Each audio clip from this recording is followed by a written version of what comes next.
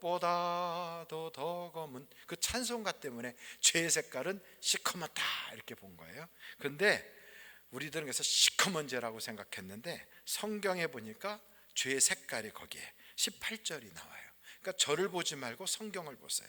무슨 색깔로 죄가 있냐면 너희 죄가 뭐 같다고? 주홍 같을지라도 눈과 같이 희어질 것이요 진홍같이 붉을지라도. 그러니까 주홍 같고 진홍 같구나. 다시 말하면 핏빛이구나. 이게 피 색깔이라고요. 그러니까 죄는 피 색깔을 가지고 있어요. 피 색깔. 그래서 그 더러운 피, 죄의 피로 이렇게 굳은 것처럼 그런 더러운 죄는 무엇으로만 씻기냐면 피로만이 씻길 수 있어요. 그래서 예수의 깨끗한 죄 없는 피로 씻어야 이것이 깨끗해지는 거지, 물 가지고도 안 되고 세상의 그 어떤 표백제 가지고도 안 되는 거예요. 이 죄는 피로만이 씻을 수가 있어요. 왜냐하면 죄의 색깔이 이렇게 됐거든. 시뻘겋거든. 붉고 진홍이고 이렇게 돼 있어요. 그래서 이 붉은 죄를 다 씻어야 돼. 그런데 이 죄가 있는 한은 기도해도 안 들어줘요. 또 한 곳을 좀 볼까요? 우리가 오전에도 봤던 거지만 이사야서 59장 1절서부터 보세요. 이사야서 59장 1절로 2절이에요. 이사야서 59장 1절로 2절. 여호와의 손이 짧아 구원하지 못하심도 아니요 귀가 둔하여 듣지 못하심도 아니라 오직 너희 죄악이 너희와 너희 하나님 사이를 갈라놓았고 너희 죄가 그의 얼굴을 가리어서 너희에게서 듣지 아니하게 하심이라. 거기 함이니라 돼 있죠. 왜냐하면 너희 손에 뭐가 있어요? 피가 있어. 너희 손가락에 죄악에 더러워졌으며 너희 입술은 거짓으로 말하며 너희는 악독을 내미니라. 그래서 죄의 색깔이 이게 더러운 피구나.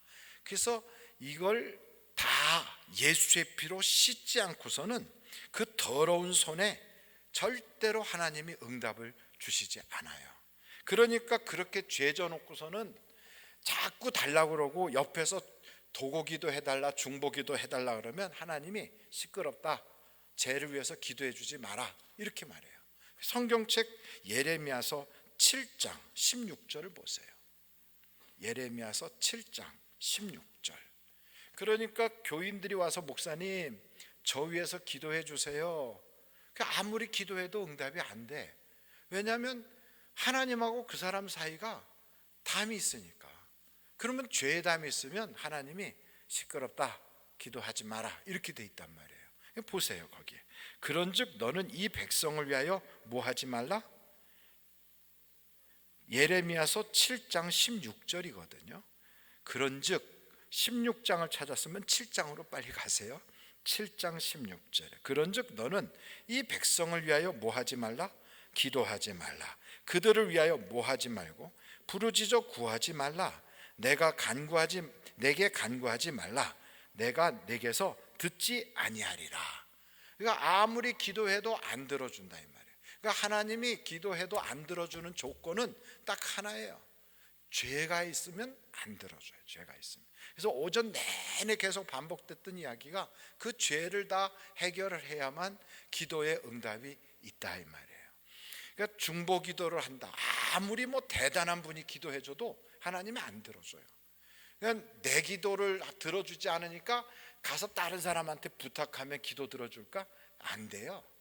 문제는 나하고 하나님 사이가 그게 문제가 되면 누가 옆에서 기도해줘도 안 돼요. 그래서 성경에 보면 모세가 사무엘이 거기에서 또 성경에 보니까 또 거기에 엘리야가 아무리 우리를 위해서 기도해 준다 할지라도 내가 듣지 않겠다 그랬어요.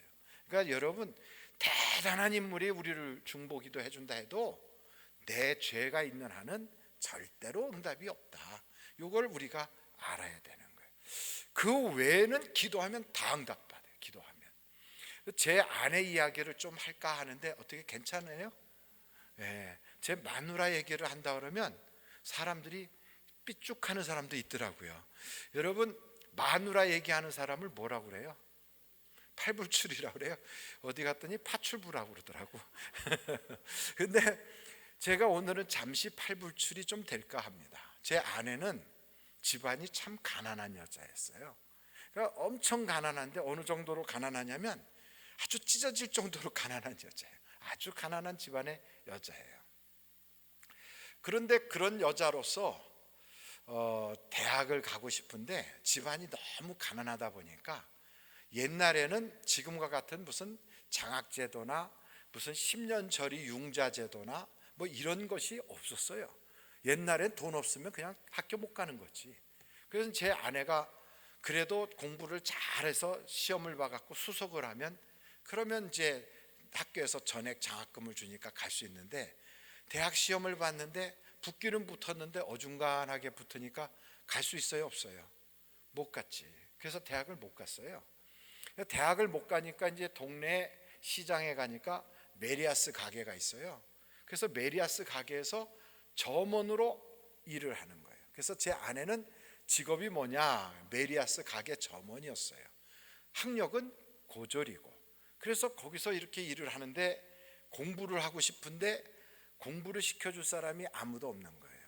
그러니까 저희 장인어른도 돈이 없고 특별히 하시는 일도 없고 누구도 집안에 뭐 공부를 가르쳐 줄 만한 친척도 없는 그런 집안인데 그 메리아스 가게 주인이 너 저 남대문 시장 가고 그 도매상에 가서 메리아스 좀 더 가져와라. 그래가지고 보내니까 돈을 들고 이제 갔어요. 그 옛날이니까.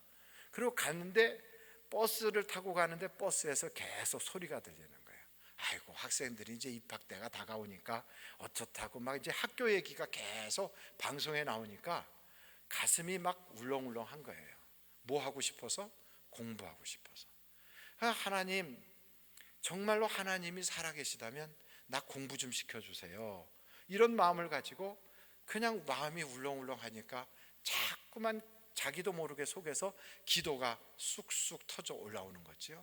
그래가지고 그 버스 안에 혼자서 막 중얼거리고 있는데 갑자기 버스 정류장이 교회 앞 하는 버스 정류장이 있어갖고 교회 앞이라니까 가는 목적지는 남대문 시장인데 남대문 시장으로 안 가고 교회 앞에서 그냥 내린 거예요. 내려가지고 뛰어 들어갔어요. 예배당으로. 여러분, 교회 앞이라고 하는 버스 정류장이 있는 그 교회는 자그마한 교회일까요? 큰 교회일까요? 그렇죠, 큰 교회지. 그래서 들어갔더니 어떤 방으로 들어갔는지 모르지만 하여간 큰 예배당인데 문이 다 열려 있으니까 들어가서 아무 방이나 들어가서 그렇게 외쳐 기도한 거예요. 하나님, 나는 우리 아버지도 그렇고 집안에 그 누구도 나에게 공부할 수 있도록 돈을 줄 사람이 아무도 없습니다. 하나님이 정말로 살아계시다면 나 공부 좀 시켜주세요 하고 기도를 한 거예요. 기도를 하다 보니까 자기가 하는 말에 자기가 감동이 됐어요. 그러니까 눈물이 막 쏟아지고 그러면서 막 몸부림을 치면서 기도를 하다 보니까 가야 되는 목적지를 잊어버렸어요. 그래서 안 간 거지요. 그 시장의 주인은 아무리 기다려도 그 도매시장에 가서 메리아스를 사가지고 와야 되는데 안 와. 아이가 돈을 줘서 보냈는데 안 오는 거예요. 그래서 그 시장에 아는 도매상으로 전화를 해보니까 그런 사람 온 적이 없다. 그리고 요즘 같으면 핸드폰으로 전화를 해서 너 어디냐 하고 찾겠지만 옛날엔 그런 것도 없으니까 기껏 있어야 삐삐라는 게 있었어요. 삐삐를 아십니까? 근데 그런 것도 차고 있지 않은 사람이니까 연락도 두절이라 아이고 그 애한테 돈을 줬더니 사람 버렸구나 이런 생각이 들어가지고 저녁 때가 되니까 이제 시장 가게 문을 닫아야 되잖아요. 가게 문을 닫고 들어가면서 주인이 속으로 돈 잃어버린 것과 사람 잃어버린 것 때문에 속이 많이 상한 거지요. 그리고 이제 집에 갔는데 제 아내는 그것도 모르고 기도하다가 통행금지에 걸렸어요. 옛날에 통행금지가 있던 걸 아십니까? 고개를 끄덕거리는 분은 저하고 비슷한 시대를 살았고 고개를 끄덕거리지 않는 분은 아주 신세대인 것 같아요. 그때는 통행금지가 있었거든요. 통행금지에 걸려서 나오지도 들어가지도 못하고 그 안에서 계속 기도하다가 하나님께서 엄청나게 은혜를 많이 부어주셔가지고 그 다음날 오니까 가게 주인이 가게 그만둬라. 그래서 가게에서 쫓겨났어요. 여러분, 기도 세게 하니까 결과가 어떻게 됐어요? 실직자가 됐어요. 가게에서 쫓겨났어. 그러니까 이제는 할 일이 없으니까 뭐만 하겠어요? 기도만 하는 거지. 직업 삼아 기도만 했지요. 여러분, 우리가 기도하다 보면 기도에 응답되는 방향으로 가야 되는데 도리어 안 좋은 일이 생길 때도 있어요. 그때 기도를 포기하지 마세요. 저희 교회 어떤 분이, 목사님, 나는 우리 남편이 술 끊고 교회 나왔으면 좋겠어요. 그 이야기를 해요. 그래서 제가 기도하세요. 그러면 남편 술도 끊어지고 교회 나올 겁니다. 그랬더니 이분이 열심히 기도하니까 기도를 시작하고 났더니 남편이 안 들어오고 경찰서에서 연락이 왔어요. 가서 보니까 술이 떡이 되도록 먹어가지고 하여간 경찰서에서 데려가라고 그런 거지. 그러니까 여러분, 기도를 안 할 때는 그래도 자기 발로 집에 들어왔는데 기도를 했더니 이제는 못 들어오고 길바닥에 쓰러져 있어서, 그래서 경찰서까지 가서 거기서 그거 봐가지고, 그래가지고 연락해가지고 데려오고 하니까, 야, 내가 기도하니까 더 안 좋은 일이 생겼네. 이렇게 돼서 기도를 그만둬버리면 응답이 없다 이 말이에요. 그래서 여러분, 기도를 하게 되면 기도의 반응이 나타나요. 뭐가 나타난다고요? 반응이 나타나요. 그러니까 기도를 딱 세게 하면 그 기도에 긍정적인 반응이 나타나는 게 아니라 부정적인 반응이 나타날 때가 있어요. 마치 버스를 타고 가다가 쭉 가다가 버스를 브레이크를 딱 밟으면 몸이 앞으로 팍 쏠리는 것처럼, 내가 이렇게 지금까지 사망의 길을 쭉 가다가 우리 집안이 이렇게 돼서는 안 되겠다, 내 삶이 이렇게 돼서는 안 되겠다, 하나님께로 돌아서야 되겠다 하고 싹 유턴을 하는 그 순간에 몸이 저 밖으로 확 쏠리는 것처럼 더 안 좋은 일이 생길 수 있어요. 그때 절망하지 말고 기도를 세게 하자. 한번 두 주먹을 탁 쥐고 다시 한번 하겠어요. 기도하면 응답받습니다. 그럼요. 그래서 기도를 포기하지 말고 기도를 더 세게 하는 거예요. 제 아내는 그래서 그런 사건이 벌어지니까 더 기도를 세게 했어요. 뭐 하면서? 직장도 갈 데가 없으니까 이제는 모든 걸 완전히 다 내려놓고 기도만 전적으로 했어요. 그랬더니 뭐가 생기냐면, 기도를 하면 믿음이 생겨요. 기도하면 뭐가 생긴다고요? 믿음이 생겨요.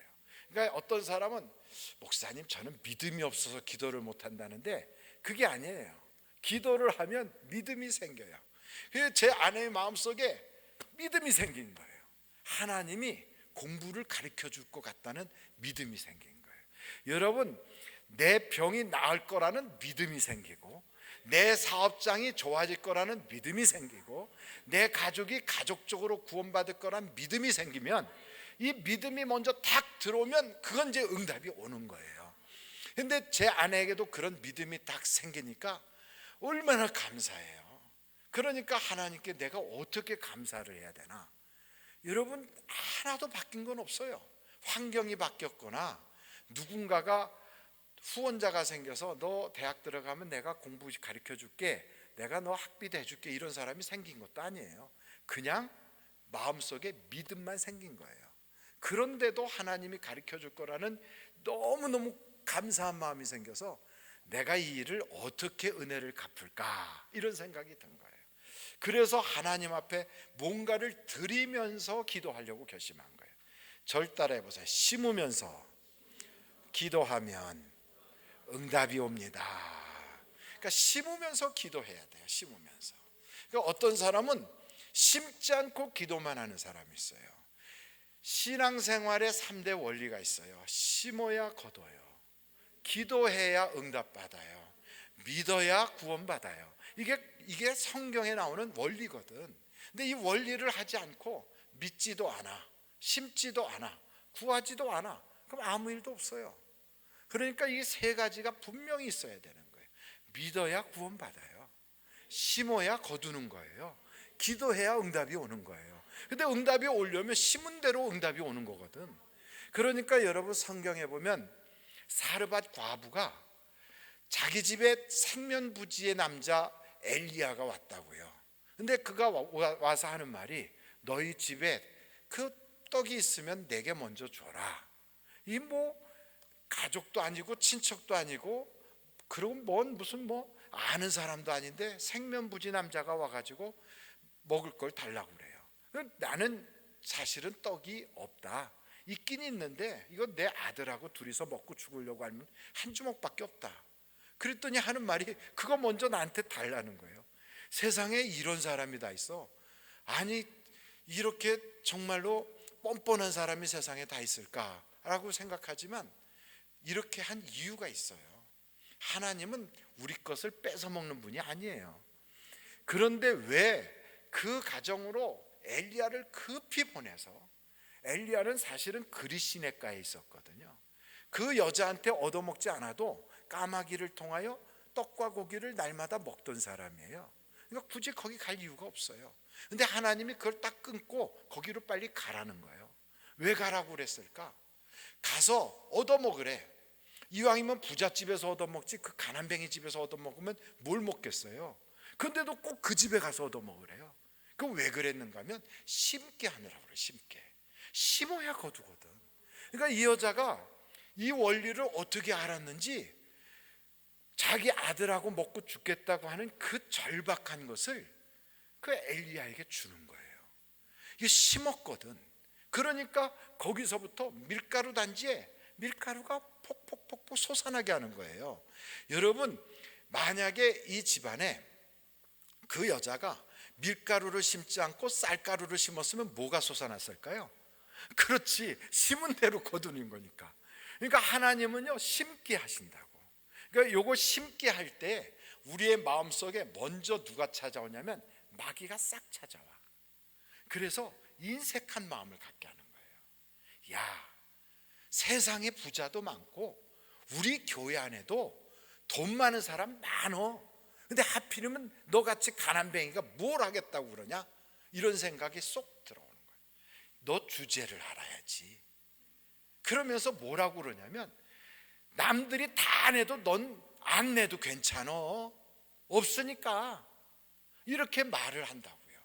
그런데 여러분, 요 음성이 성령의 음성일까요? 요게 사단이 주는 음성일까요? 그럼요. 여러분이 헌금을 하든 안 하든 저하고는 아무 상관이 없어요. 여러분이 11조를 하든 안 하든 저하고는 아무 상관이 없어요. 왜냐하면 저는 여기서 말씀을 증거하고 가면 저는 저대로 사례를 받아요. 그러니까 여러분이 많이 낸다고 제가 사례가 많아지는 것도 아니고 안 낸다고 사례가 없는 것도 아니란 말이에요. 근데 제가 이 이야기를 왜 하냐면 여러분이 여기까지 올 때는 응답을 받고 가려고 왔거든. 그리고 여기 와서 하나님을 믿는 사람으로서 나는 정말로 내 문제가 해결받아야 되겠다고 왔단 말이에요. 그렇다면 목사로서 여러분에게 양심을 가지고 복을 받을 수 있는 걸 알려드려야 될 거 아니에요. 체면을 차리고 제가 그래도 저의 이름도 별것도 없지만 그 이름을 생각한다면 절대 하지 말아야 될 것 두 가지가 있어요. 지옥 얘기, 심판 얘기하지 말고, 두 번째 헌금 얘기하지 않고. 이 두 가지만 얘기하지 않으면 인기 관리를 해요. 그런데 이 두 가지를 얘기를 하면 사람들이 은혜 받기가 어려워. 그런데 그걸 꼭 얘기를 해야 되거든. 그 얘기를 함으로써 결국 하나님과 우리 사이에 있는 담이 무너져 버리고 심어야 거두잖아요. 근데 제 아내는 집안이 어떻다고 그랬어요? 가난뱅이에요. 심을 게 사실은 아무것도 없어요. 그러니까 제 아내가 돌아봐도 하나도 주께 드릴 게 없는 여자예요. 어느 정도로 가난하냐면 제가 그랬잖아요. 찢어지게 가난한 여자라고. 그래서 드릴 게 없으니까 어떻게 생각했냐면 그 메리아스 가게 다닐 때 모아놓은 빈 박스가 있어요. 상자. 그거를 가위로 싹둑싹둑 오려가지고 고등학교 다닐 때 들고 다녔던 학생 가방 있잖아요. 거기다가 그거를 차곡차곡 집어넣었어요. 그리고 거기다가 글씨를 썼어요. 그 종이에다가. 그래서 그걸 가지고 내가 뭘 할 건가? 하나님이 나에게 응답을 주셨는데 아직 응답 받은 것도 아니에요. 그냥 믿음만 생겼어요. 근데 이 응답을 주셨는데 이 은혜를 어떻게 갚을까? 그래가지고 그걸 들고 가서 하나님의 은혜를 갚겠다고 여기저기 다니면서 그걸 쓰는 거예요. 그걸 하는 중에 누구를 만났느냐면 저를 만났어요. 제가 그때 군대를 딱 제대를 하고 그리고 나서 대학교에 복학하기 전에 영어 공부나 좀 할까? 이런 생각을 가지고 종로에 있는 학원들이 많으니까 거기 가려고 버스를 타고 이렇게 가는데 이 버스에 웬 조그만 여자가 올라오더라고요. 그 여자가 올라오더니 앉아있는 사람들한테 종이를 나눠줘요. 이 가방을 열고 보니까 가방이 고등학생 가방이에요. 그거에서 종이를 꺼내서 무릎에다가 탄다. 그래서 저는 껌팔인 줄 알았어요.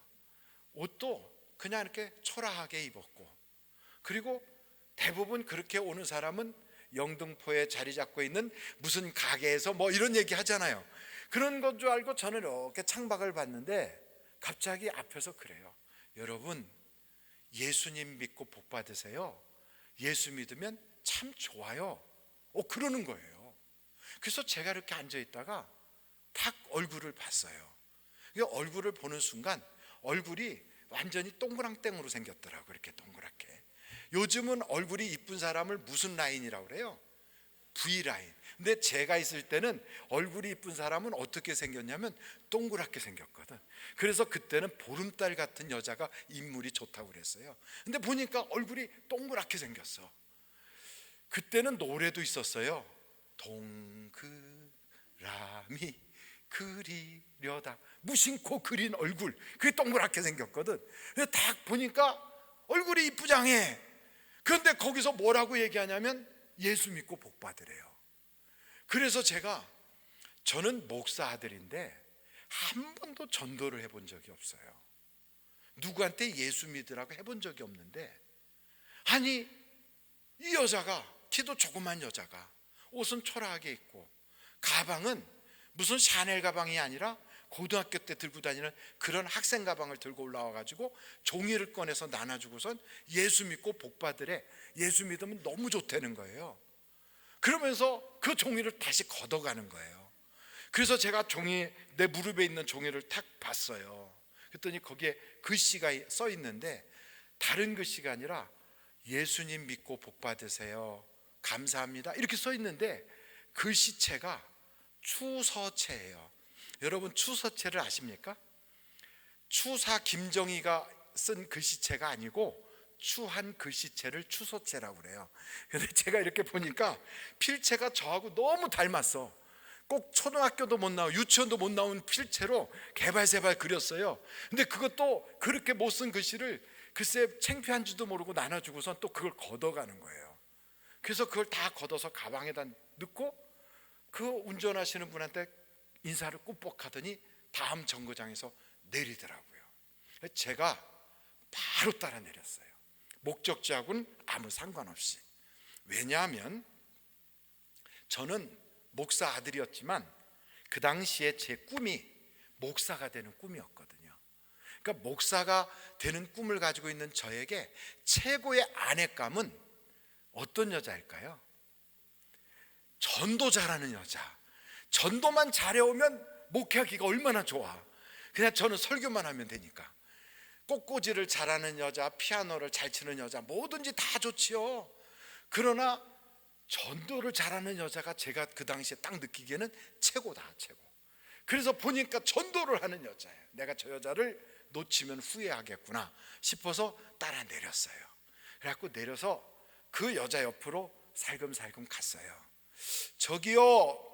그랬더니 나를 이렇게 쳐다봐요. 저도 교회를 가고 싶은데 어떻게 하면 되지요? 하고 물어봤어요. 제 아버님이 누구시라고요? 목사님. 저 그 당시에 어디 살았냐면 교회 안에 살았어요. 그런데 제가 교회를 가고 싶은데 어떻게 하면 되지요? 하고 물어봤어요. 뭐 하는 거예요 지금? 제가 어느 교회 가서 그 얘기를 했더니 거기 청년들이 그러더라고요. 작업이요. 작업하는 거래요. 그래서 제가 그렇게 물어봤더니 그렇게 기뻐하면서 예, 교회를 가고 싶다고요? 그러면서 자기 교회로 나오라고. 그래서 저하고 약속을 했어요. 언제 나오라고 저한테 그러냐면 금요일 날 나오라고 그러더라고. 그러니까 그때가 아마 수요일인가 그랬어요. 근데 금요일 날 나오라고 그러더라고요. 그러니까 아주 바삐 저를 부른 거예요. 주일날도 아니고. 그래서 금요일 날 저녁에 만나기로 약속한 그 교회로 찾아갔어요. 그 교회가 대한민국에서 최고 큰 교회였거든요. 세계적인 교회. 아주 그 교회에 갔더니 사람도 어마어마하게 많아요. 근데 그 교회에 가서 만났는데 우리 교회도 금요일 날 아버지가 철야 예배를 인도해요. 근데 우리 교회 안 가고 제가 그 교회로 간 거예요. 그러니까 여러분, 아들 낳아도 하나도 소용없어요. 그냥 길에서 오가다 만난 여자가 몇 마디 하면 거기로 그냥 끌려가는 거예요. 그러니까 아들 낳았다고 좋아할 거 하나도 없다. 제가 그래갖고 그 여자와 만나기로 약속한 데를 딱 갔더니 벌써 기다리고 있더라고요.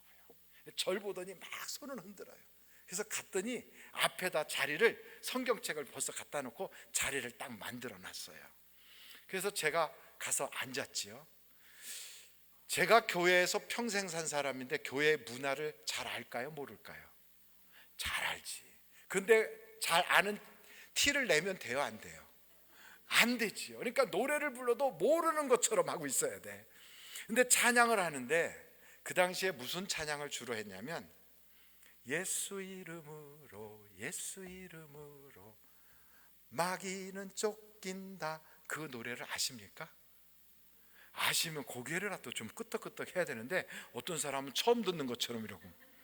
근데 그 찬양을 하는데 얼마나 막 제 귀에다 대고 예수 이름으로, 제 귀에다가 막 예수를 집어넣으려고 막 마귀는 쫓긴다 후 이렇게 하는 거, 막 귀에다 바람도 막 불고 얼마나 막 신이 나갖고 하는지.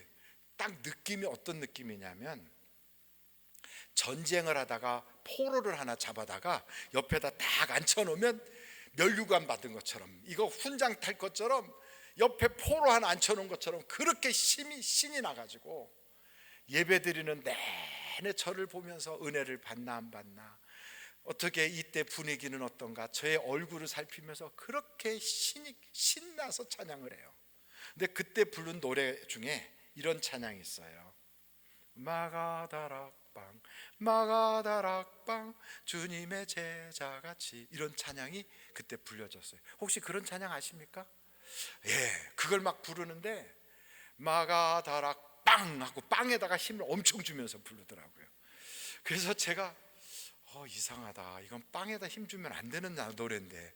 그러고 이제 끝났어요. 예배가 다 마친 다음에 그러면서 걸어가는데 저한테 물어봐요. 오늘 예배가 어땠냐고. 그래서 좋았다고 그랬죠. 다음에 또 올 거냐 그래서 또 온다고 그랬죠. 왜냐하면 그 여자와 계속 만나야 되니까. 그랬더니 아유 참 좋다고 저보고 주소하고 전화번호 막 적자고 그래서 다 줬어요. 그런데 제가 물어보고 싶은 게 있어요. 궁금해서. 근데 아까 노래하는데 마가다락빵 그러는데 그게 뭐예요? 하고 물어봤어요. 그랬더니 예수님과 제자들이 먹던 빵 이름이라고 그러더라고요. 이 마가다락빵이 예수님과 제자들이 먹던 빵 이름이라고 하는데, 여기서 웃는 분도 있고 안 웃는 분도 계시는데 저는 그때 처음으로 예수님이 드시던 빵이 이름이 있었구나를 처음으로 알았어요. 그래갖고 마가다락빵? 그게 파리바게뜨도 아니고 아니 이런 빵을 글쎄 주님이 제자들하고 같이 먹었다고? 그게 너무 궁금해서 제가 물어봤어요. 예수님 제자가 누구시냐고. 그랬더니 제 아내가, 그때는 아내가 아니잖아요, 그 여자가 뭐라고 얘기하냐면 다윗과 골리앗이라고 그러더라고요. 예수님 제자가 다윗과 골리앗이라는데 제가 그냥 팡 터졌어. 다른 제자 하나가 그 다른 제자를 돌로 때려 죽인 거 아니에요.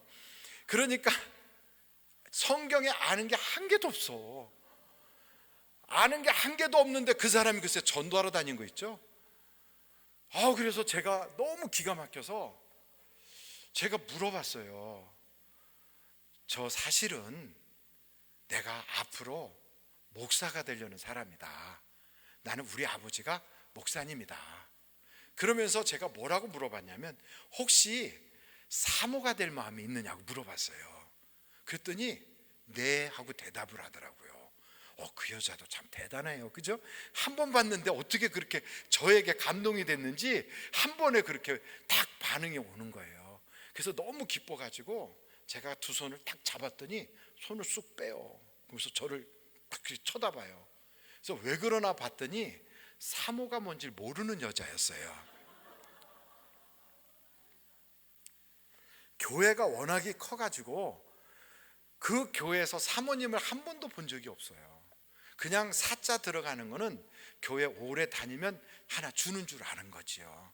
그러니까 성경에 아는 게 하나도 없어도 전도할 수 있다. 한번 따라해 볼까요? 성경에 아는 거 하나도 없어도 전도할 수 있다. 여러분, 전도는 내가 하는 거예요? 성령님이 하시는 거예요? 그러니까 우리는 내가 재주가 많고 아는 게 많아서 내 말주변으로 사람을 설득해서 전도하는 줄 아는데 전혀 그거 아니에요. 이미 하나님이 택한 사람들이 있어요. 가서 하여간 그들에게 때를 얻든지 못 얻든지 교회 다녀요, 우리 예수 믿어요, 그 얘기하면 되는 거예요. 여러분, 심청이 아버지가 심청이를 키울 때 자기 젖으로 키웠어요? 남의 젖으로 키웠어요? 남의 젖으로 키운 거예요. 왜? 자기는 남자인데다가 자기 마누라는 도망갔는지 없는지 그래갖고 애를 젖을 먹일래도 먹일 사람이 없어 동양젖을 먹인 거예요. 내가 재주가 좋아서 남들을 양육하거나 다른 사람을 전도할 수 있는 게 아니고 나는 그냥 교회 와라. 그러면 전문가이신 목사님이 설교해서 말씀 듣다가 은혜 받고 예수님이 너 속에서 성령님으로 예수 믿을 수 있도록 마음의 문을 여는 순간 너 구원받으니까 나는 강권하여 교회에다 데려다 놓기만 하면 되는 거예요. 그러니까 여러분, 많이 안다고 전도하는 게 아니라 하여간 아무것도 몰라도 전도는 할 수 있어요. 그런데 그 여자가 딱 그런 여자예요. 그래서 제가 물어봤어요. 궁금하잖아요. 혹시 전도는 몇 명이나 했냐고 그걸 물어봤더니 잘 모르겠대요. 자기를 따라서 온 사람은 저 혼자래요. 그런데도 제가 그 이야기를 들으면서도 그 이야기하는 그 여자가 그렇게 이뻐 보이더라고요. 내가 이 여자하고 결혼해야 되겠다, 이런 마음까지 딱 드는 거예요. 그래서 내가 당신을 보니까 내 마음에 쏙 드는데 우리 교제하자 그랬어요. 그랬더니 아버지에게 허락을 받아야 된다고 그러더라고요. 그래서 그러면 아버님께 가자 그래가지고 아버님께 가기로 해서 갔는데 그 집이 어떤 집이냐면 2층 집이에요. 집이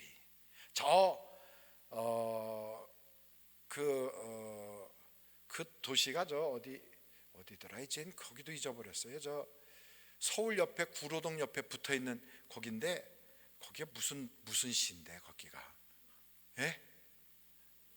아이고 갑자기 생각이 안 나. 그러니까 마누라 살던 동네 거기도 잊어버렸어요. 거기가 한동이라고 하는 판잣집이 쫙 있는 그런 집이에요. 근데 제 아내 집이 어디냐면 판잣집 2층 집이에요. 판잣집 2층 집. 어떤 사람은 판잣집에도 2층 집이 있나요? 그래요. 예, 제가 처음 봤어요. 그런 집은 집에 안에서 계단으로 올라가는 2층 집이 아니라 밖에서 사닥다리 타고 올라가는 집이에요. 그래서 탁 올라가니까 저한테 그래요. 그 신발 벗어놓고 오면 개가 물어가니까 신발 들고 올라오세요 그래요. 그래서 신발을 들고 올라갔어요. 신문지 이렇게 깔아놨는데 거기다가 신발을 놨죠. 그런데 집에 딱 들어가니까 이렇게 단칸방이고요, 그리고 못수로 이렇게 박혀 있는데 군데군데 옷이 좀 걸려 있고 가구 같은 가구는 하나도 없었고 거기에 이제 가족들이 거기서 사는 거예요. 라디오 하나 이렇게 딸랑 있는데 거기서 노래가 나오는데 목포는 항구다 이렇게 노래가 나오더라고요. 그런 집에 이제 다 가서 보니까 저희 장인 어른 되실 분이 거기 앉아 계세요. 근데 그 어르신이 어떻게 생기셨냐면 딱 이렇게 꼭꼭 이렇게 짜면 얼굴이 이렇게 꼭 이렇게 짜놓은 행주 짜놓은 것 같이 생긴 그런 얼굴이에요. 근데 여기에 딸기를 하나 올려놓으면 딱 맞아. 그렇게 생기셨어요. 이렇게 생겨갖고 딸기가 하나 이렇게 딱 올라가 있는 것 같이. 근데 그날 제가 갔을 때도 술을 드시고 앉아 계시더라고요. 그래서 제가 절을 했어요. 이렇게 따님이 너무 제 마음에 들어서 교제를 하고 싶은데 허락을 해주세요 하고 인사를 드렸어요. 그랬더니 저한테 앞으로 뭐가 될 거냐고 물어보더라고요. 그래서 제가 목사가 될 거라고 그랬더니 판사 좋지 그래요. 그래서 아니 판사가 아니고 목사가 될 거니까 박사도 좋아 그래요. 그래서 그게 아니고 예배당 교회 목사가 될 겁니다. 그랬더니 이렇게 꼭 짜있는 요 행주보다 더 세게 한번 꽉 짜고서 하고선 갑자기 더듬더듬 해서 딱 잡았는데, 집이 워낙에 좁으니까 딱 잡았는데 제 신발이 잡혔어요. 신문지로 꽉 이렇게 신발 놨는데 신발이 딱 잡혔는데 그걸 가지고 저한테 확 던지셨어요. 그러면서 저한테 뭐라고 그러시냐면 내가 아무리 못 살아도 무당될 놈한테는 내 딸을 못 주지 그래요. 그러니까 목사하고 무당을 구분을 못 하시는 거예요. 그게 그거라고 생각하시는 거예요. 그래서 확 던졌는데 얼떨결에 피했는데 이게 신발이 문 밖으로 날아가서 떨어졌어요. 그래가지고 그 집에서 쫓겨나가지고 사닥다리에서 거의 굴러 떨어지다시피 내려와가지고 신발 하나는 여기 있고 하나는 저만큼 떨어져서 신고 깨금질 해가지고 신발 그거 하나 신으러 갔더니 제 그 아내 될 여자가 막 내려오면서 아버님이 약주 드셔서 그렇다고 그래요. 뭐 저는 아무 상관없었어요. 왜냐하면 그 아버님한테 내가 덕 볼 게 아니거든. 난 내가 잘 돼서 내가 벌어먹일 건데 내 여자를 내가 얼마든지 잘 키울 자신 있고 잘 보양할 자신 있으니까 상관없다고 그랬어요. 그리고선 집에 가서 저희 어머니한테 어머니 내가 세상에서 진짜로 내 마음에 쏙 드는 여자를 만났다고 교제할 수 있게 허락해 달라고 그랬어요. 그랬더니 저한테 아버님은 뭐 하시고 그래요? 그래서 놀아요 그랬어요. 그랬더니 교회에서 직분은 뭐냐고 그래서 안 다녀요 그랬어요. 그랬더니 반대하시는 거예요. 너 목사가 될 사람이 교회도 안 다니는 사람 집안하고 결혼한다고? 말도 안 되는 소리라고. 그래서 반대를 하는 거예요.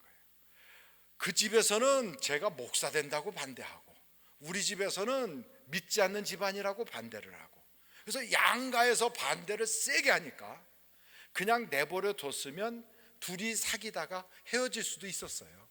그런데 양쪽에서 반대를 하니까 갑자기 내 마음속에 무슨 생각이 들었냐면 독립운동하는 마음이 이렇게 드는 거예요.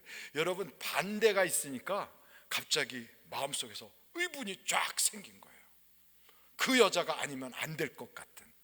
그래가지고 강력하게 부모의 반대를 무릅쓰고 교제를 시작한다고 막 그러고 가니까 엄청나게 그 집에서도 반대하고 저희 집에서도 반대하고 그렇게 반대가 심한데도 하여간 그 당시에 둘이서 도망쳐가지고 여기 기도원 말고 요 청평 건너편에 옛날에 하늘산 기도원이라고 있었어요. 그 기도원에도 들어갔어요. 기도원에도 들어갔고 거기서 하나님 응답 주세요. 하나님이 우리를 정말 짝져 주신 게 맞는다는 것은 보여주세요 하고 막 기도를 하는데 그때 그 기도할 때 방언을 받았거든요. 거기서.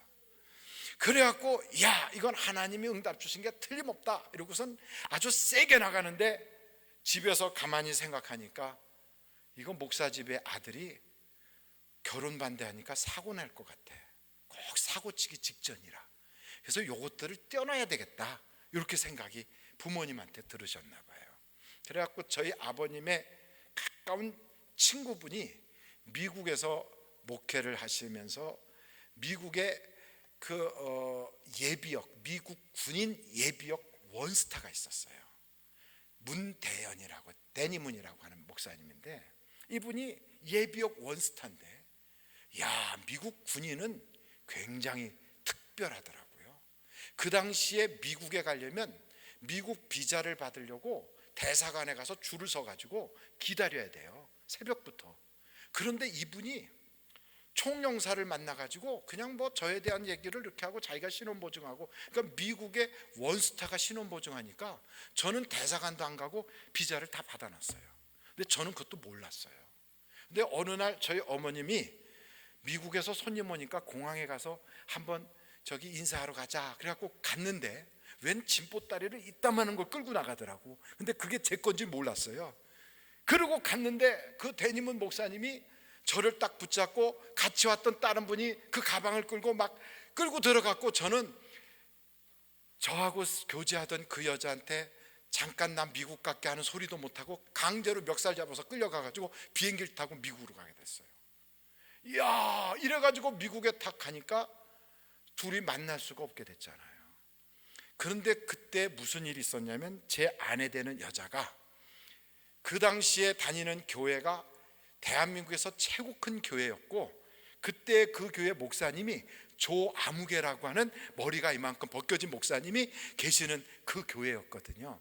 근데 거기서 이렇게 은혜를 받고 있는데 어느 날 외국인 목사님이 오셔서 막 설교를 하시는데 조 목사님이 막 통역을 하시는 걸 본 거예요. 이렇게 거기서 은혜를 엄청 받아가지고, 하나님, 나를 공부를 시켜주려면 이왕이면 외국에서 시켜주세요. 기도를 그렇게 한 거예요.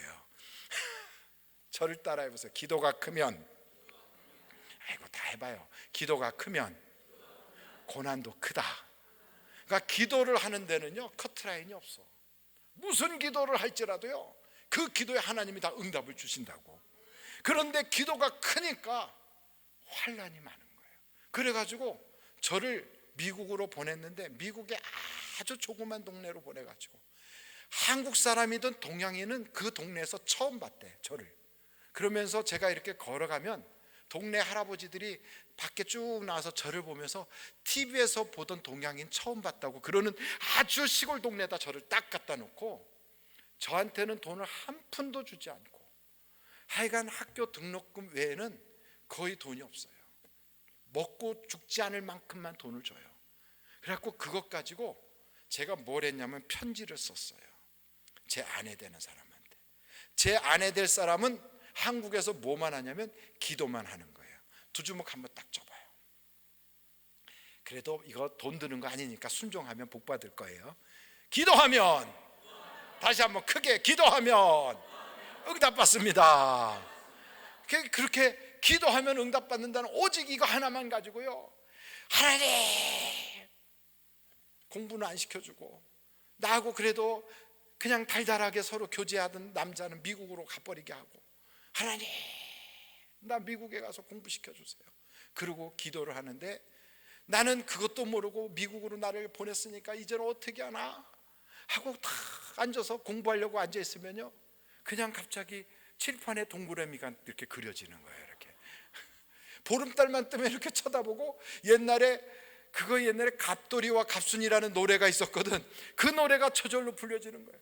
그러니 이거 어떻게 해요? 그래서 편지를 쓰는 거지. 사랑하는 아무개야, 편지를 써. 그 편지가 날마다 가는 거예요. 그래서 제가 미국에 있는 동안에 써서 보낸 편지가, 그 당시에는요, 전화를 한다는 건 엄두를 낼 수가 없어요. 국제전화 비용이 엄청나게 비싸니까. 편지를 보냈는데 1년 동안 제가 보낸 편지가 380통을 보냈어요. 별로 안 놀라시는구나. 380통을 그 당시에 보냈는데, 그 보낸 편지가 왜 365일인데 380통이냐? 비 오는 날은 하나 더 보내, 마음이 꿀꿀하면 하나 더 보내. 그렇게 많이 보냈어요, 편지를. 그래서 지금도 이사할 때는 그 편지는 사과박스 이만한 편지 담은 거, 그게 이사할 때 1번이야 1번. 그거 먼저 옮기고, 왜냐하면 제 아내는 여보 그거 없애도 되는데, 그래도 그게 아닌가 봐, 이게 우리 집에 가보라고 그것만 다 들고. 그런데 어찌됐든 그렇게 편지를 보내도 두 사람이 만날 수가 없어요. 나는 미국에서 한국에 올 수가 없고, 내 아내의 집안은 너무너무 가난뱅이 집안이라 미국 비자커녕 미국에 올 수 있는 비행기 값도 없어요. 그렇게 가난뱅이 집안이니까 올 수가 없는 거죠. 그런데 그때 마침 저하고 가까이 이렇게 지내던 캐른이라고 하는 그 여자애가 저한테 영어를 가르쳐주고 있었거든. 근데 그 애가 쓱 지나가는데 머릿속에 갑자기 생각이 딱 난 거예요. 야 캐른, 너 이리 와봐라. 그랬더니 왔어요. 너 나하고 사진 하나 찍자. 그래갖고 사진을 찍었어요. 이렇게 볼때기 대고 찍는 사진 하나, 그리고 서로 이렇게 눈 쳐다보고 시락하고 손 붙잡고 찍는 사진. 그래갖고 그거를 어머니한테 보내줬어요. 어머니한테 딱 보내면서, 사랑하는 어머니, 내가 미국에 오니까 이쁜 애들이 이렇게 많을 수가 없어. 이번에 여름방학에 3개월 동안 학교가 문을 닫는다는데 이 친구가 자기 집에 놀러 가재. 그래서 나는 거기 갔다 오려고 하니까 저를 찾지 마세요. 그리고 그 애하고 찍은 사진과 함께 딱 한국으로 보냈어요. 그랬더니 한국에서 어머니가 이야, 이놈의 자식이 싹수가 노랗구나. 한국에서 사고 칠까봐 내가 미국 보내놨더니 이제는 뭐 노란머리 며느리를 보라고 그런다고? 이래가지고 저보고 당장 돌아오라 그래가지고 비행기 표하고 보냈어요. 제가 그 소식을 제 여자친구에게 알렸을까요? 안 알렸을까요? 알렸지요. 그래서 딱 알렸어. 그래서 제가 이제 한국에 가는 날 드디어 비행기를 타고 딱 가서 이제 그 공항에 내리는데 제 아내 될 여자도 거기 나와 있으니까 어머니하고 제 여동생하고 그다음에 저희 동생들이 공항에 나가서 이제 오빠 온다고 형 온다고 이렇게 와서 보니까 어디서 본 듯한 여자도 거기 있으니까 저 여자 아니겠지 설마 이러고 있는데 웬걸 보니까 딱 오자마자 막 여기서 오고 저기서 오고 둘이 못 만나게 막 가운데로 막아가면서 이렇게 나왔어요. 그렇게 한다고 개처럼 목에다가 묶어가지고 묶어놓을 수도 없고 그걸 어떻게 하겠어요. 그래서 아버님하고 어머님하고 상의 하다가 얘네들 결혼시키자 그래가지고 드디어 결혼을 하게 됐어요. 짜자자잔. 여러분은 박수 치시지만 저희 어머니는 그게 결정된 그날부터 이렇게 되셨어. 그래가지고 이불을 펴고 이렇게 누웠어요. 저는 이게 데모할 때 사람들이 이런 걸 하잖아요. 그게 데모할 때 이렇게 하는 거를 저희 어머니를 보고 알았어요. 야, 어머니가 나한테 데모하는구나. 이걸 딱 메고 아이고 하고 그냥 어머님이 원하는 며느리 얻어가지고 결혼시키려고 쳐다드리니까 장남이니까 이러려고 했더니 웬걸 믿지도 않는 집안에 그것도 무슨 뭐 학교도 고등학교 나왔다고 그러지 집안에는 아버지는 아무것도 안 하시고 놀고 있는 집안이지 이런 집안하고 결혼한다니까 막 어머님이 그냥 막 속이 상해가지고 누웠어요. 저는 좋아서 싱글벙글하고 있고 그러니까 참 여러분 제가 하나 여쭤볼게요. 부모하고 자식하고 싸우면 누가 이겨요? 자식이 이겨요. 여러분 자식이 힘이 세서 이기는 거예요? 똑똑해서 이기는 거예요? 아니에요. 부모가 사랑하니까 져주는 거예요. 그래서 하나님하고 야곱이하고 약복강에서 씨름하거든. 그거 하나님이요 한 대 치면 환도뼈만 어디서 빠지는 게 아니라 죽는 거 죽어요. 그런데 일부러 하나님이 져줘요. 그래서 이름을 이스라엘이라고 하잖아요. 그 말은 하나님과 겨루어 이긴 자다 이런 뜻이에요. 여러분 하나님과 겨루어 이길 수 있는 사람이 누가 있겠어요? 하나님하고 싸우면 백전백패지 뭐. 그런데 하나님하고 싸워서 내가 이겼다 이 말은 내 놈은 내 자식이다 그 얘기예요. 그러니까 자식이 이기는 게 똑똑해서 이기는 게 아니고 능력이 있어서 이기는 게 아니라 더 사랑하는 사람이 지게 돼 있어요. 그러니까 부모가 사랑하니까 자식한테 져주는 거지. 그러니까 저희 집에서도 그 일이 벌어졌어요. 부모님이 져준 거예요 우리한테. 근데 그것도 모르고 우리는 아주 의기양양해가지고 드디어 결혼 날짜를 딱 잡았어. 그날이 언제냐? 6월 25일. 여러분 6.25가 전 국민이 상기하자 6.25 그래갖고 결혼 날짜를 딱 잡았는데 무지 더워갖고 땀벙벙이 돼가지고 장가를 갔어요. 그리고서는 결혼식이 끝나니까 신혼여행을 가라고 하는데 목사님 오늘 설교하는 거 맞지요? 예, 이거 설교 맞아요. 그런데 신혼여행을 가는데 제주도로 갔어요. 그때 요즘은 코로나 바이러스 때문에 속초로 가든지 제주도로 가든지 두 곳으로 간다고 그러더라고요. 근데 제주도로 갔어요. 제주도에 가서 가만히 생각해 보니까 어머님이 저한테 그러더라고요. 너는 공부하던 아이니까 결혼식 끝나고 신혼여행 갔다 오면 미국에 가서 공부하고 아가는 1년 동안 우리 집에서 좀 더 있다가 그 다음에 미국에 보낼 테니까 그리 알아라 이러더라고요. 가만히 생각하니까 제가 없는 데서 제 아내 혼자 있어서는 시집살이를 호되게 할 것 같아. 그래가지고 제가 어머니가 그때 저하고 제 아내하고 결혼하는 그때 타이밍에 무엇을 하셨냐면, 결혼식 날짜가 정해지니까 이렇게 이마에다 이런 거를 붙이고 있던 어머니가 뻘떡 일어나더니 저를 끌고 가서 막 보석방에 가가지고 반짝이 하는 거를 몇 개를 사주셨어요. 그래갖고 이거를 아내 되는 아이한테 보내라는 거예요. 그러니까 그게 요즘으로 말하면 그게 함이었던 거예요. 만한 상자에다가 그걸 넣어가지고 보내주래요.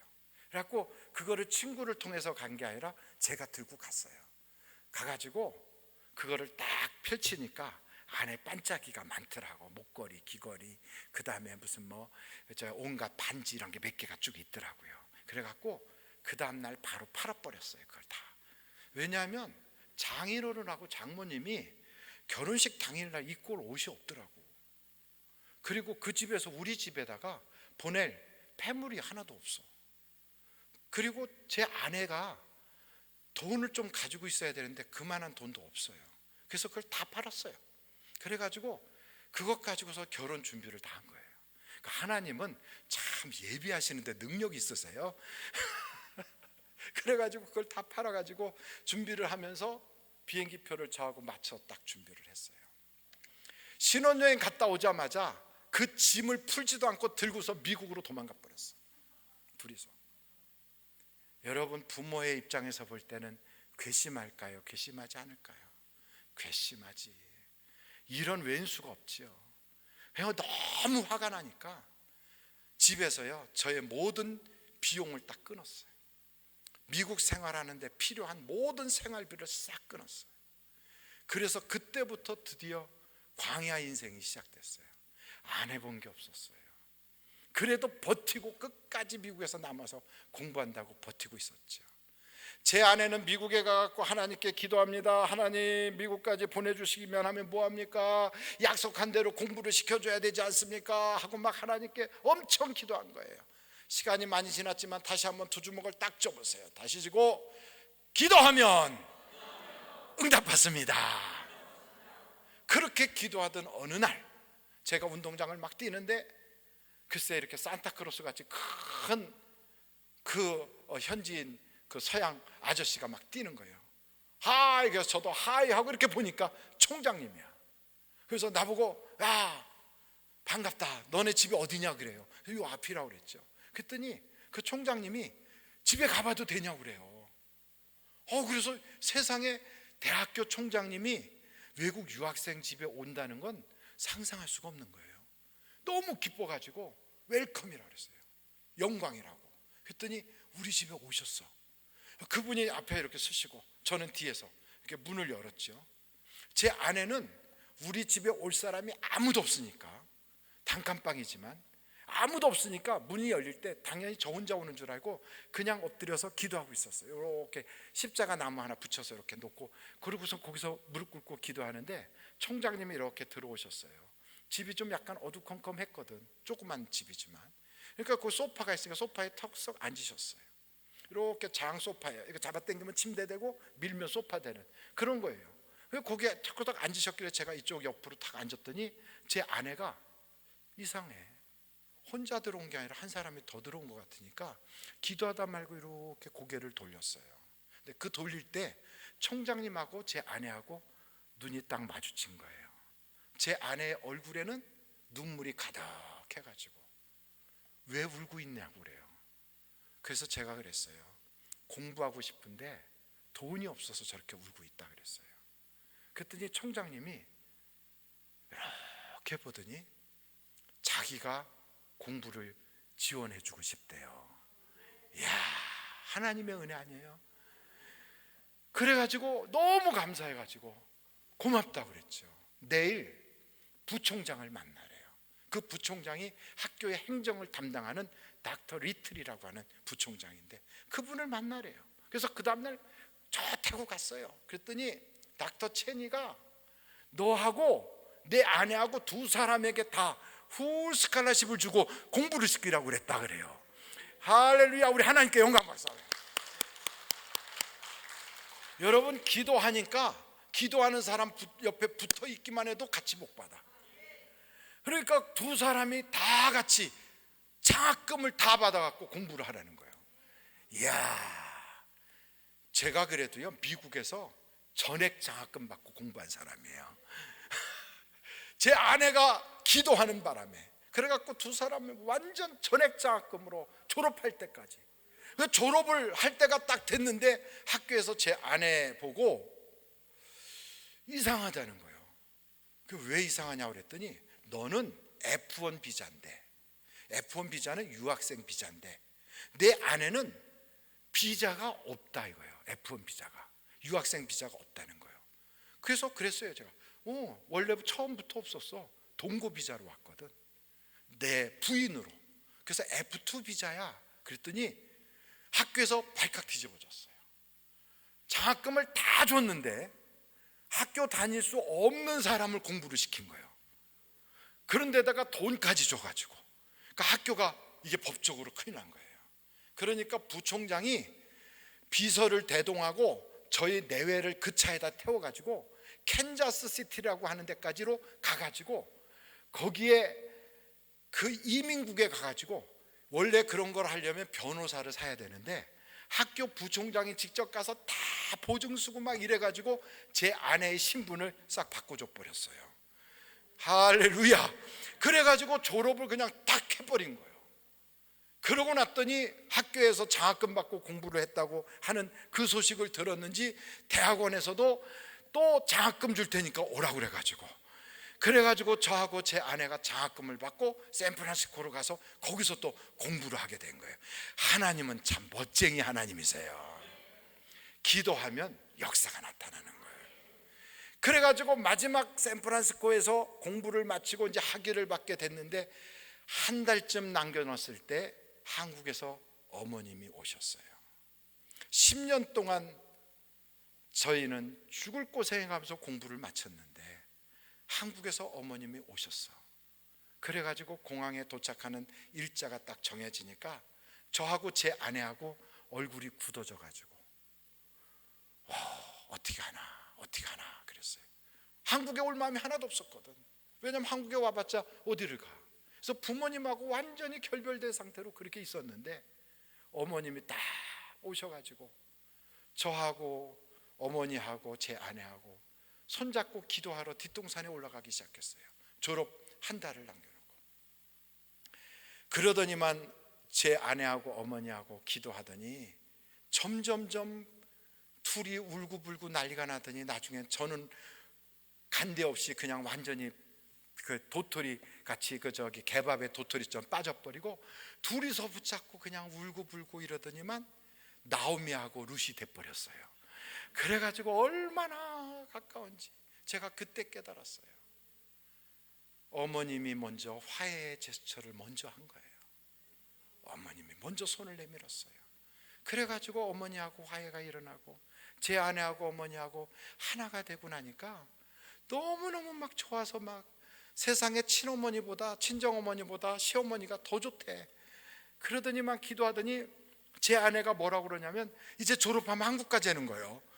그래가지고 드디어 한국으로 오게 됐잖아요. 제 아내가 그렇게 된 것을 보면서 제 처갓집에서는 난리가 났어요. 아무것도 없는 집안에 기도하고 하나님께 매달리고 예수 믿는 딸내미 하나가 예수 믿더니 유학을 갔어. 그러면서 거기서 동생 공부시킨다고 우리가 안 해본 게 없는데 거기서 유학생활하는 우리가 돈을 보내서 동생들을 공부를 시키는데, 할렐루야. 그래가지고 어떻게 됐든 남들은 유학 가서 한국에서 돈 받아서 유학하는데 유학 간 우리가 거기서 돈 벌어서 한국에 있는 처남들을 공부를 시켰거든요. 그런데 그렇게 하다 보니까 제 처남도 교회를 다니고 둘째 처남도 교회 가고 처제도 교회 가고, 그러고 나니까 장모님도 교회 가시고 다 교회를 가기 시작했어요. 드디어 장인어른 혼자 남았어. 장인어른도 교회를 가고 싶은데 용기가 안 나가지고, 그리고 교회를 가긴 가야 되는데 용기가 안 나서 밖에서 술을 한 잔 드시고 교회를 간 거예요. 그러니까 여러분, 술 드시고 교회 왔다고 쫓아내면 안 돼.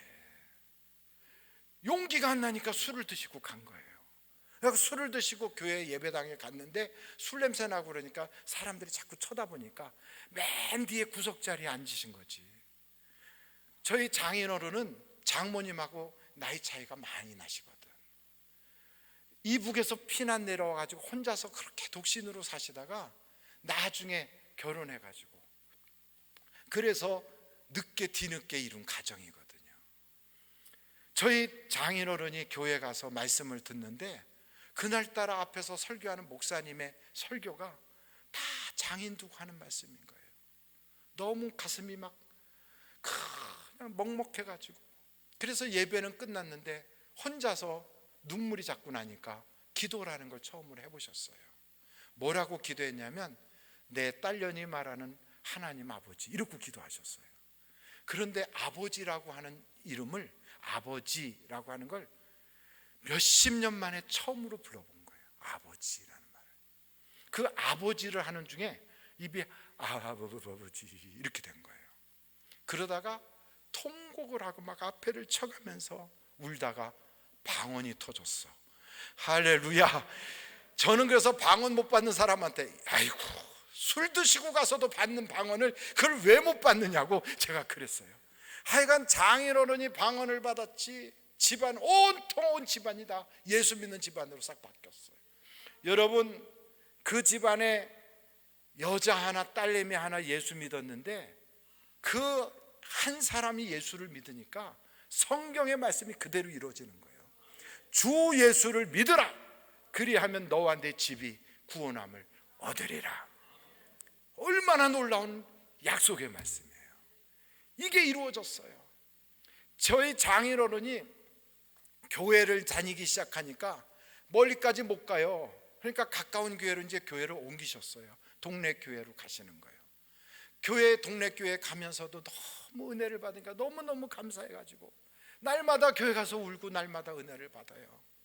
예수 안 믿는 집안이라고 그렇게 핍박을 해서 결국은 그 집하고 결혼도 못할 뻔했는 집안인데 장모님, 장인어른이 수시로 연락이 와요.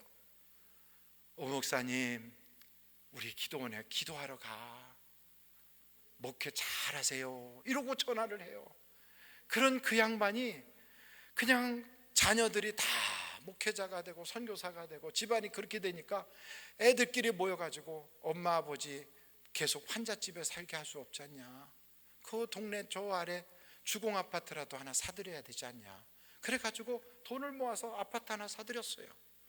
그랬더니 버스 정류장에서 멀어졌다고 그래서 그러면 차 한 대도 사드리자, 그래가지고 차를 하나 사드렸더니 어르신이 그 나이에도 그 연세에도 운전을 해가지고 교회를 가니까 교회에서 그냥 자녀들이 모아서 용돈 매달 꼬박꼬박 드리니까 할 일은 없고 목사님한테 그런 거죠. 목사님, 신방 다니실 때 제가 괜찮다면 운전해 드릴 수 있어요. 그러면서 쫓아다닌 거예요. 그냥 신방 가서 앉아서 최고로 은혜 받아. 그 집에 신방 갔는데 그 사람보다 앉아서 은혜 받는 장인 장모가 더 은혜 받는 거예요. 그랬더니 교인들이 참 신앙 좋다고 그래갖고 뽑아가지고 장로님이 되셨어요. 할렐루야. 얼마나 감사해요. 장로님이 되셔가지고 여기다가 할렐루야 뒤에는 은혜 받으세요 이렇게 써가지고 딱 붙이고서 주일날 되면 주보를 나눠줘요. 이렇게 주보를. 왜 주보를 나눠주는데 겨울 되면 글쎄 코가 아직도 빨개. 이거 수술하지 않으면 그냥 빨갛대요. 겨울 되면 또 시커매지기까지 하고. 그래도요 얼굴이 환하게 웃으면서 은혜 받으세요, 은혜 받으세요. 하나님의 역사는요 가히 짐작할 수가 없는 거예요. 그렇게 못 사는 집안에, 개천보다 더 못 사는 찢어지게 가난한 집안에 부모 잘못 만났다고 얘기할 수도 있는데 하나님이 부모님이 되어주시니까 인생이 바뀌어요. 운명이 달라지는 거예요. 성경에 그러잖아요. 부르짖으라, 그리하면 크고 은밀한 일을 너희에게 행하리라.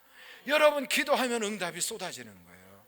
제 아내가 그러고 나니까 한국에서 다녀본 대학이 없거든.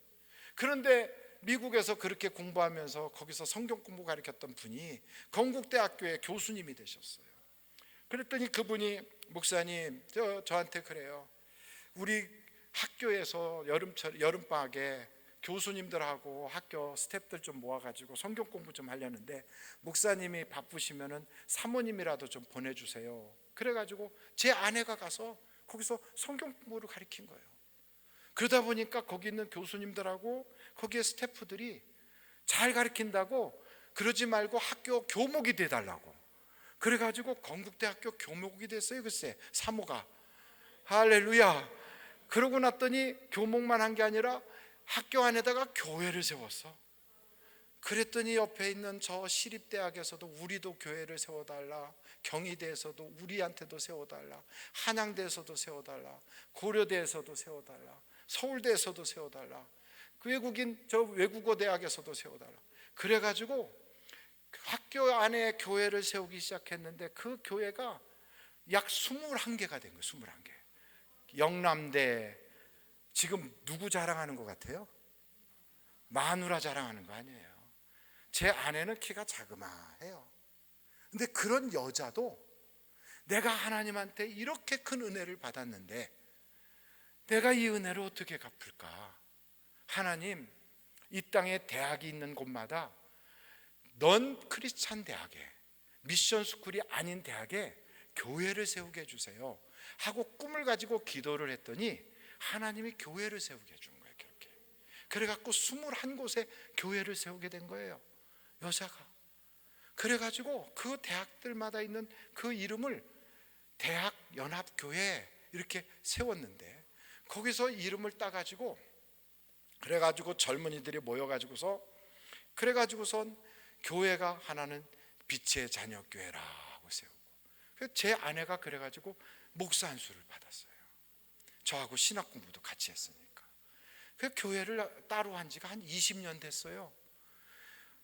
제 아내한테 제가 물어봤어요. 당신에게 주신 하나님의 꿈이 뭐냐 그랬더니, 나는 평생 집안이 가난해서 대학 문 앞에도 못 간 사람인데 내게 이렇게 하나님이 교회를 세우게 했으니까 한국뿐이 아니라 전 세계 대학교 약 24,000개의 대학에 교회 세우는 게 내 꿈이에요. 그래가지고 저 LA의 USC에다가도, 그리고 캄보디아의 왕립대학 앞에도, 저 폴란드의 바르샤바 대학 앞에도, 곳곳에 대학교 앞에다가 교회를 세우기 시작한 거예요. 하나님은요, 조그만 여자 계집아이도 쓰시는데 이렇게 쓰시는 거예요. 그 하나님이 뭐라고 성경에 말씀하고 있냐면, 오늘 예레미야서 한번 찾아보세요. 33장 2절 3절 같이 한번 읽어보실까요? 시작. 이를 행하시는 여호와, 그것을 만들어 성취하시는 여호와, 그의 이름을 여호와라 하는 이가 이와 같이 이르시도다. 너는 내게 부르짖으라. 내가 내게 응답하겠고 내가 알지 못하는 크고 은밀한 일을 내게 보이리라. 하나님은 신분 가리지 않아요. 하나님은 남녀 차별하지 않아요. 하나님은 부유한 사람, 가난한 사람 구별하지 않아요. 하나님은 기도하는 사람을 쓰세요. 그래서 성경에 보면 수도 없이 많은 간증들이 이 안에 나와요. 다 한나가 기도하여 응답받았더라, 에스더가 기도하여 응답받았더라, 야곱이가 기도하여 응답받았더라, 다윗이 기도하여 응답받았더라, 수냄 여자가 기도하여 응답받았더라, 엘리야가 기도하여 응답받았더라. 다 기도하여 응답받은, 이게 간증집이에요. 간증집. 그 간증집의 끝에 우리에게 뭐라고 말씀하고 있냐면, 너도 기도하면 내가 응답하리라 하는 거예요. 오늘 이 낮에 우리가 기도하면 안 될 것이 없어요. 안 될 것이. 하나님께 간절히 기도하다가 오늘도 여러분 인생이 바뀌기를 간절히 바랍니다.